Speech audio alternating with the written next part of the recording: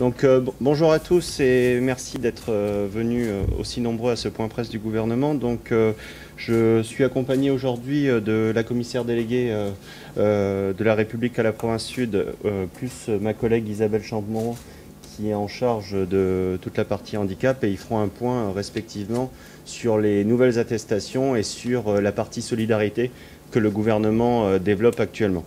Pour ma part, je vous ferai un petit point de la situation au niveau des dépistages et des cas positifs ou négatifs, un petit point sur les transferts de quatorzaine à domicile des personnes qui étaient en quatorzaine dans les hôtels, et enfin je finirai sur un petit point sur la situation économique, et ensuite je laisserai la parole à Isabelle et ensuite à Madame la commissaire déléguée.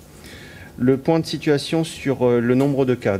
Une première vague de tests ont été effectués ce matin, donc 59 tests de dépistage ont été réalisés ce matin. Un cas a été déclaré positif ce matin, un cas qui est importé, qui est arrivé de métropole et qui avait été placé en confinement dans un hôtel, et donc qui sera placé en isolement au CHT. On est actuellement donc à 15 cas en Nouvelle-Calédonie sur 681 tests de dépistage qui ont été réalisés. On est à un taux de test de dépistage relativement important en Nouvelle-Calédonie par rapport aux autres outre-mer, ce qui nous permet d'isoler au mieux les personnes qui sont testées positivement au Covid-19. Je sais qu'il y a un certain nombre d'entre vous et également les réseaux sociaux qui se posent la question qu'un personnel soignant de la clinique Ilnoumanien a été testé positif au Covid-19. Donc je vous confirme qu'un personnel soignant a bien été testé positif. C'est une personne qui revenait de voyage, et donc le processus strict mis en place par les affaires sanitaires de la Nouvelle-Calédonie, donc de dépistage de la personne, mais également d'identification des personnes avec qui cette personne a été en contact, a été réalisé par les affaires sanitaires et donc se poursuit. Et donc le processus strict qui a été réalisé depuis le début a été appliqué à cette personne pour protéger au mieux les Calédoniens.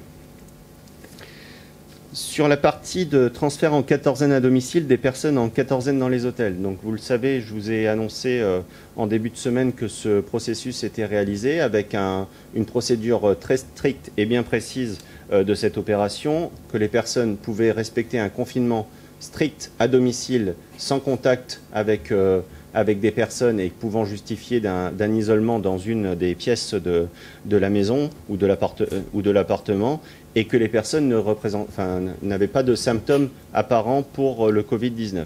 Donc à ce jour, la plupart des personnes sont rentrées à leur domicile, et encore quelques-unes restent dans les hôtels pour la plupart parce qu'elles ne pouvaient pas respecter les règles de confinement à leur domicile, et donc on a souhaité pouvoir respecter ces règles de confinement obligatoires et strictes en les laissant dans les différents hôtels. Sur la partie économique, vous le savez, cette crise touche très lourdement le secteur économique.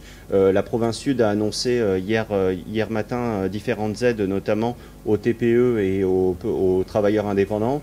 Nous travaillons encore en collaboration avec l'État, et déjà certaines mesures de l'État ont été annoncées pour soutenir l'économie calédonienne, mais on annoncera un plan plus global courant de la semaine prochaine. Mais il y a une nécessité aujourd'hui d'information, vraiment d'information des entreprises et des salariés de Nouvelle-Calédonie.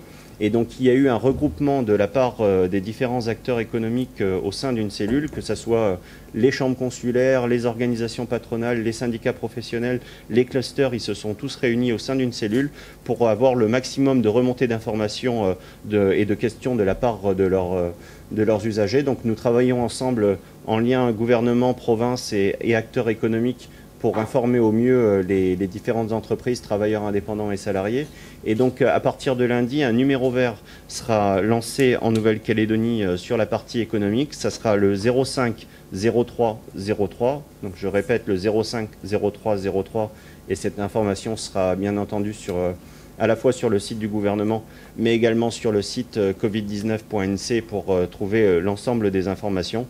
Et donc ce numéro vert sera géré par les chambres consulaires, qui permettra de remonter des informations, répondre à des questions que ces acteurs économiques se posent, et on essaiera d'y répondre au mieux. Donc il sera opérationnel à partir de lundi 8h, du lundi au vendredi, de 8h à 16h, et donc géré par les chambres consulaires en lien avec les collectivités calédoniennes. Donc nous répondrons très rapidement à la problématique plan global de soutien à l'économie dans un second temps, en début de semaine prochaine, je l'espère. Donc je vais laisser la parole à ma collègue Isabelle Chamorro qui va vous détailler toute la partie solidarité que le gouvernement a déjà mis en place. Merci, bonjour à toutes et à tous. Je vais commencer par quelques informations dans le domaine de l'enseignement avant de passer à la question de la solidarité.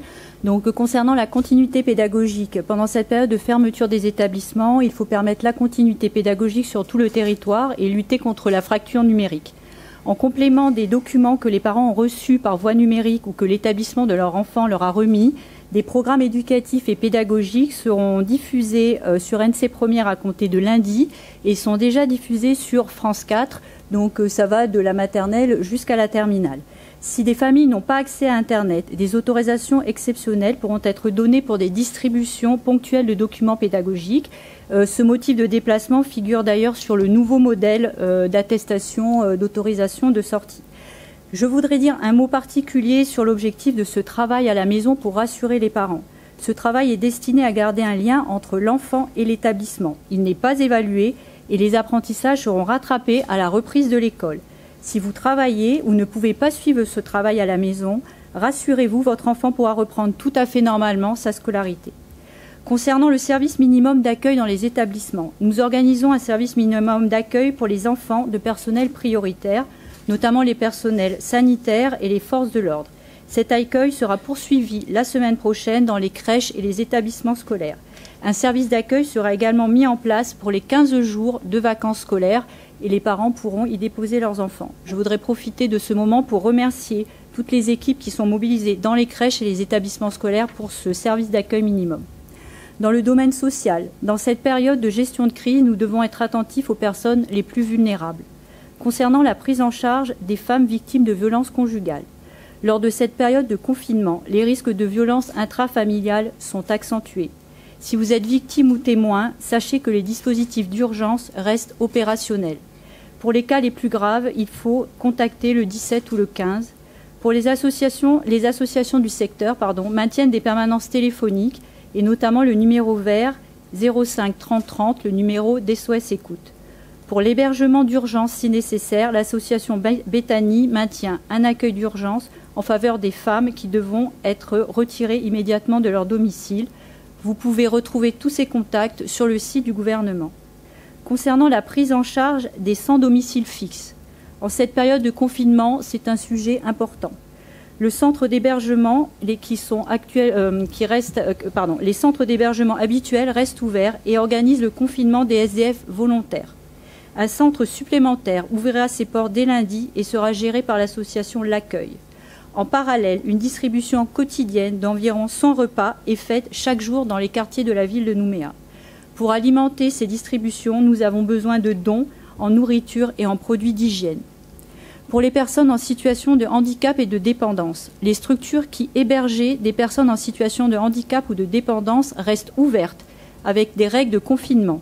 Les structures qui accueillaient des personnes handicapées en journée ont fermé et un service de prise en charge à domicile est mis en place. Un dispositif spécifique pour aider les travailleurs handicapés, indépendants en situation de handicap est proposé. Des mesures sociales en faveur des personnes vulnérables et isolées sont également prises. Des créneaux d'ouverture sont réservés aux personnes vulnérables, femmes enceintes, personnes âgées, personnes handicapées, mais notamment également pour les forces de l'ordre et le personnel sanitaire dans les commerces, hypermarchés et supermarchés qui sont volontaires. La Croix-Rouge met également en place un dispositif d'aide particulier. À partir de lundi prochain, les personnes vulnérables confinées et en situation d'isolement pourront bénéficier d'une écoute et d'un soutien psychologique, mais aussi la possibilité de commander des produits alimentaires de première nécessité qui seront livrés chez elles par des volontaires de la Croix-Rouge. Je termine sur le bien-être animal, puisque c'est une question également qui nous est posée en cette période de crise. Beaucoup de personnes nous posent la question de la transmission du Covid-19 par les animaux domestiques et d'élevage. Comme indiqué par l'Organisation mondiale de la santé animale, la propagation actuelle du Covid-19 est le résultat d'une transmission d'homme à homme. À ce jour, rien ne prouve que les animaux domestiques ou d'élevage puissent propager la maladie.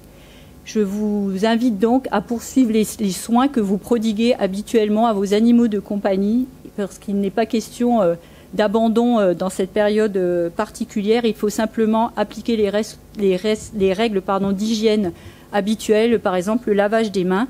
Je vous confirme également que les vétérinaires font partie des professions autorisées à exercer et mettent en place des permanences pour les urgences. Je vous remercie. Madame la commissaire déléguée. Merci. Bonjour à tous. Bonjour à toutes et à tous. Donc, à mon tour, quelques petits mots de précision, notamment sur les règles de confinement. Je crois que c'est important qu'on communique encore sur ces règles qui sont lourdes et difficiles à appréhender pour beaucoup d'entre nous, et des échanges qu'on a pu avoir avec les maires, ceux qui nous remontent aussi de la cellule d'information publique. On a l'impression que les gens ont bien compris qu'ils devaient avoir une attestation pour sortir, mais que tout le monde a une bonne raison pour sortir. Et donc l'idée, c'est quand même bien de rester chez soi, et cette attestation de sortie, de déplacement exceptionnel, c'est vraiment pour faire des déplacements exceptionnels. Donc l'idée, c'est que les gens sortent, ils sortent beaucoup pour faire des courses. Alors je me permets d'insister pour que vous regroupiez vos achats et que vous limitiez au maximum vos sorties. Je le rappelle, la sortie doit rester exceptionnelle, car rester chez soi, c'est vraiment la seule manière de limiter la propagation du virus. Alors vous avez pu constater que l'attestation change, le modèle change, et donc je crois aussi important qu'on vous donne quelques éléments par rapport à cette modification. Donc cette modification est faite pour clarifier, pour préciser les règles relatives aux sorties, et notamment pour tout ce qui concerne l'activité physique. Alors on fait ces modifications parce qu'on a beaucoup d'appels pour essayer de faciliter quand même la compréhension de cette attestation, et aussi parce qu'il y a eu des modifications relatives à la loi liées à l'état d'urgence sanitaire. Donc ces modifications, elles touchent notamment à mettre une case supplémentaire pour les personnes qui nous ont énormément interrogés. Qu'est-ce que je dois faire quand je dois payer ma facture ou mes impôts ?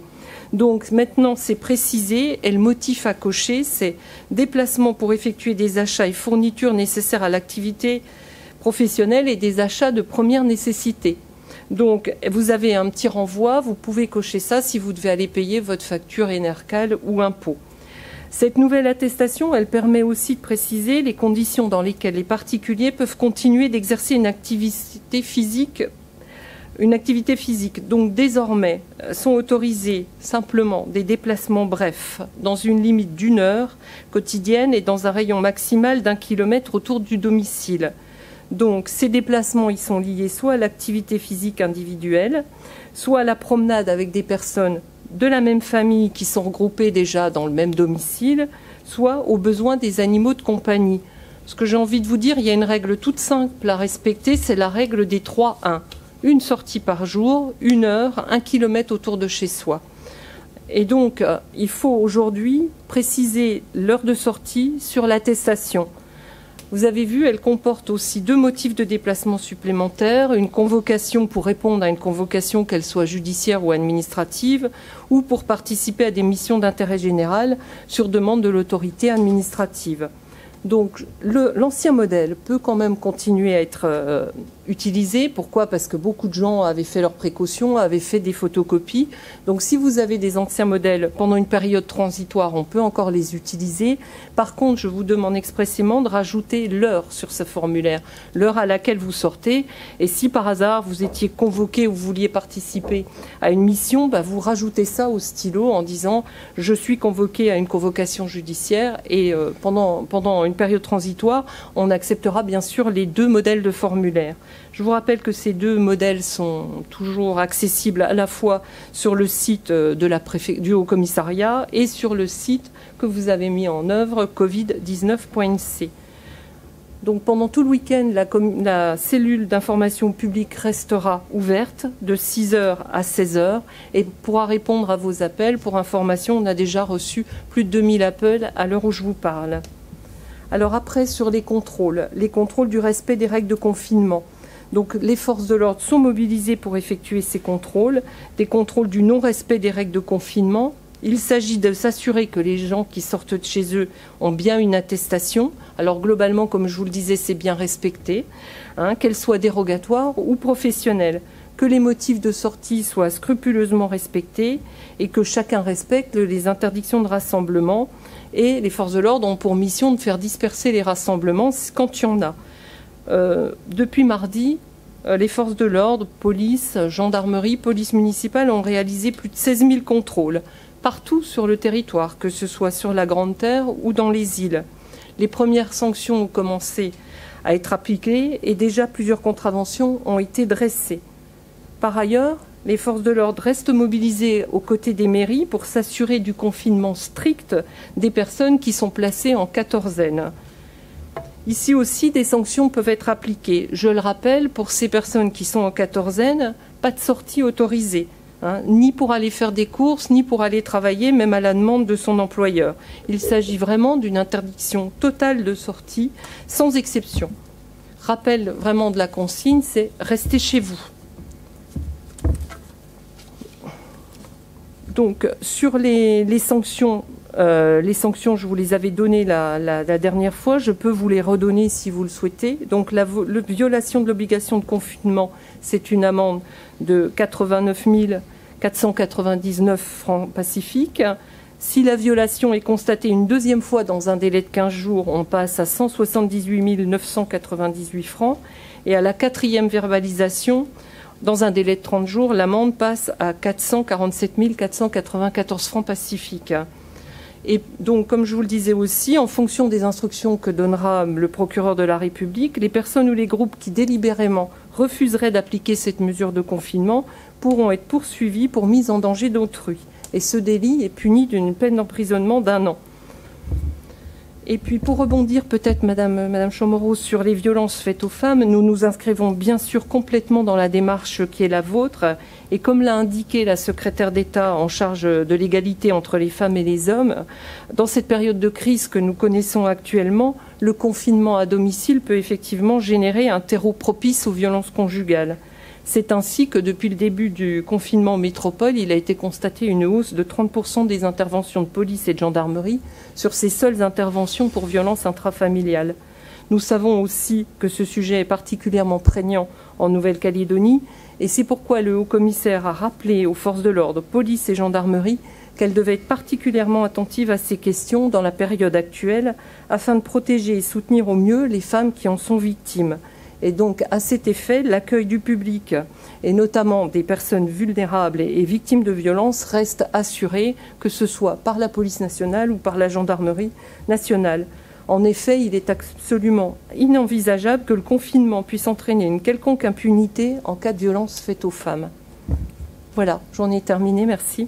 Très bien. Merci Madame la commissaire déléguée. J'en profite pour remercier les services de l'État et les personnes qui sont derrière le téléphone pour répondre au mieux aux Calédoniens sur les périodes de confinement, comme tous les agents de la Nouvelle-Calédonie aussi qui sont mobilisés pour informer au mieux les Calédoniens. C'est une période compliquée, mais l'intérêt du service public fait qu'ils sont au service des Calédoniens et donc je tenais à les remercier. Merci, je leur en ferai part. Merci beaucoup. On va passer à vos questions. On a lu sur les réseaux sociaux qu'il y avait un problème de son, on n'entendait pas les questions des journalistes et donc on a souhaité remédier au mieux à ce problème en mettant un micro à disposition pour que vous entendiez derrière vos écrans parfaitement les questions pertinentes des journalistes. Oui, bonjour, j'ai plusieurs questions. La première s'adresse à Christopher Gigès. Hier, vous avez évoqué le plan de rapatriement en indiquant qu'il ferait l'objet d'une consultation du Conseil économique et social, des provinces, du Sénat coutumier, du Congrès. Ma question, c'est combien de temps ça va durer, cette consultation, et en quoi elle va consister? Parce qu'on pourrait penser qu'on est dans l'urgence et que, voilà, est-ce que cette consultation est nécessaire, pardon? Ça va être extrêmement rapide. Déjà, le bureau du Congrès a donné à l'unanimité l'accord pour ce plan de rapatriement. Les autres instances étaient consultées ce jour et on pourra vous donner pour le début de semaine prochaine une date pour ramener les Calédoniens à la maison. Oui, une seconde question. On a beaucoup de retours concernant, dans cette période où théoriquement tout est gelé, les déménagements, aussi bien ceux qui doivent quitter un logement, en prendre un nouveau, mais également ceux qui ont effectué un achat. Concrètement, comment ça se passe pour tous ces cas de figure? Alors pour ceux qui doivent déménager, quand c'est absolument impératif et qu'on est en fin de bail, ils peuvent déménager. Il faut bien sûr qu'ils aient les justificatifs pour le faire, mais c'est un motif impérieux et donc ils peuvent déménager. Néanmoins, je déconseille, quand on peut trouver une solution, peut-être de repousser ce déménagement d'un mois ou deux, de le faire. Mais en tout cas, quand on est confronté à cette situation, c'est prévu, on peut déménager. Et il y avait une particularité qui a été évoquée avec les différents acteurs où les états des lieux étaient autorisés dans des cas bien spécifiques, mais par contre les visites d'appartements dans le cadre d'activités commerciales étaient interdites. Il y a une question aussi plus économique qui concerne les personnes qui sont payées avec des chèques emploi-service. Comment ça se passe pour ces gens-là qui matériellement n'ont plus aucun revenu? Je n'ai pas encore la réponse à cette question, parce que on vient d'avoir la question, mais typiquement, c'est ce type d'information qu'on trouvera sur le site covid19.nc et d'avoir des réponses au 05 03 03 pour la partie économique. Je suis désolé, quand on ne sait pas, on préfère le dire, plutôt que dire des bêtises. Bonjour, j'ai une question au sujet des violences intrafamiliales. Vous avez rappelé que les associations restaient disponibles pour accueillir les personnes, en tout cas au moins au téléphone déjà, dans un premier temps, physiquement s'il y a besoin. Certaines d'entre elles anticipent le fait qu'elles pourraient avoir finalement peu d'appels du fait du confinement, du fait de la proximité accrue entre les personnes qui empêche les victimes de passer des coups de fil. Est-ce qu'il est envisageable d'organiser peut-être quelque chose comme des tournées ou en tout cas une sorte de rapprochement des services vis-à-vis de ces personnes qui potentiellement ne peuvent pas appeler? Donc effectivement, c'est une question qui se pose, sur laquelle nous travaillons pour voir de quelle manière les personnes confinées pourraient se signaler. Donc on pourra vous donner des informations la semaine prochaine, puisque en métropole, il y a un certain nombre de dispositifs également qui ont été mis en place sur ces questions. Donc nous allons les étudier et voir ce qui est applicable en Nouvelle-Calédonie, mais c'est une question sur laquelle on pourra se prononcer dès la semaine prochaine. D'autres questions? Il y a une question sur les réseaux sociaux, je crois, tout à l'heure. On m'a dit ça tout à l'heure. Non.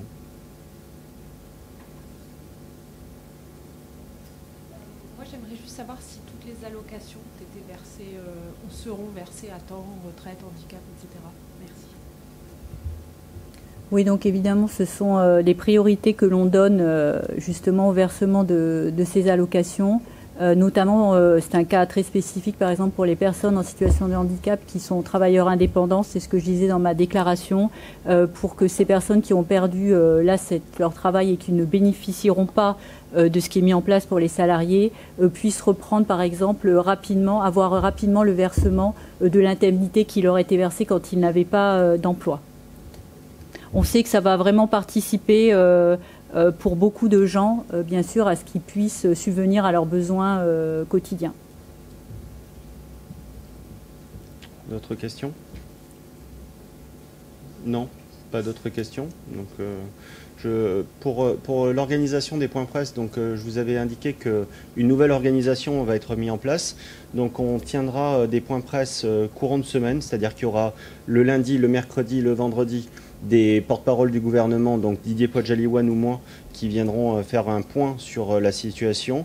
Et le mardi et le jeudi, comme vous avez pu avoir hier, des responsables des affaires sanitaires qui viendront répondre à des questions spécifiques sanitaires pour répondre au mieux aux questions que les Calédoniens se posent et que vous vous posez très légitimement. Le week-end, nous communiquerons par voie de communiqué, sauf information essentielle qui nécessitera un point presse. Donc je vous remercie, je vous souhaite une bonne fin de journée. Au revoir. Merci. Merci beaucoup. Merci. Merci à vous.